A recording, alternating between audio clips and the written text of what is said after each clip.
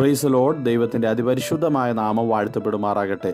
അപ്പോസ്തല പ്രവൃത്തികളുടെ പുസ്തകം 2-ാം അധ്യായം 41-ാം വാക്യം. അവൻ്റെ വാക്ക് കൈക്കൊണ്ടവർ സ്നാനമേറ്റു.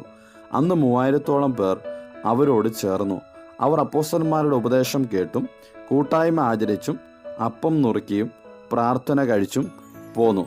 ദൈവസഭയുടെ 7 അടിസ്ഥാന ഉപദേശങ്ങൾ എന്ന് നാം പറയുന്ന കാര്യങ്ങളെയാണ് ഇവിടെ കാണുന്നത്.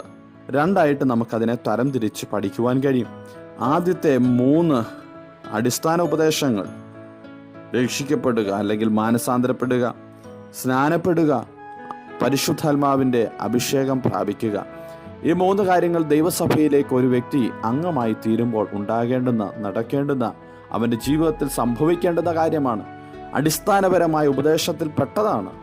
എന്നാൽ ആ അടിസ്ഥാന ഉപദേശത്തിൻ്റെ ബാക്കിയുള്ള 4 നാം പഠിക്കുമ്പോൾ അത് ഒരു വ്യക്തിയുടെ ജീവിതത്തിൽ ജീവിത അന്ത്യം വരെയും അവസാനം വരെയും അവൻ തുടരേണ്ടതാണ്. എന്താണ് അവൻ തുടരേണ്ടത്? അപ്പോസ്തലന്മാരുടെ ഉപദേശം അവൻ കേൾക്കുക, ദിനംതോറും കേൾക്കുക.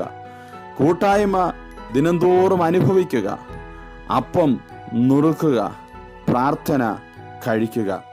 ഈ 4 ജീവിത അന്ത്യം വരെയും തുടരേണ്ടതാണ്. അപ്പോൾ തന്നെ മത്തായിയുടെ സുവിശേഷം 28-ാം അധ്യായം 19-20 വാക്യങ്ങളിൽ കർത്താവ് പറയുന്നു, പിതാവിൻ്റെയും പുത്രൻ്റെയും പരിശുദ്ധാത്മാവിൻ്റെ നാമത്തിൽ സ്നാനം കഴിപ്പിച്ചും ഞാൻ നിങ്ങളോട് കൽപ്പിച്ചതൊക്കെയും പ്രമാണിപ്പാൻ തക്കവണ്ണം ഉപദേശിച്ചും കൊണ്ട് സകല ജാതികളെയും ശിഷ്യരാക്കിക്കൊള്ളുവീൻ. അപ്പോൾ അവിടെ നാം വായിക്കുന്നത് ഇപ്രകാരമാണ്: സുവിശേഷം ലോകം മുഴുവനും അറിയിക്കുക, കർത്താവിൻ്റെ ശിഷ്യരാക്കുക, അല്ലെങ്കിൽ ശിഷ്യരായി ജീവിക്കുക, ശിഷ്യന്മാരാക്കി പലരെയും മുൻപോട്ട് കൊണ്ടുപോകുക. ഇത് ദൈവം നമുക്ക് നൽകിയിരിക്കുന്ന ദൗത്യമാണ്.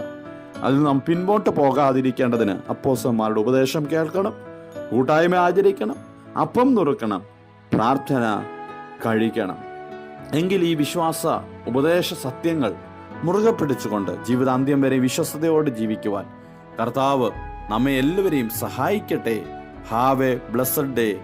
God bless you all.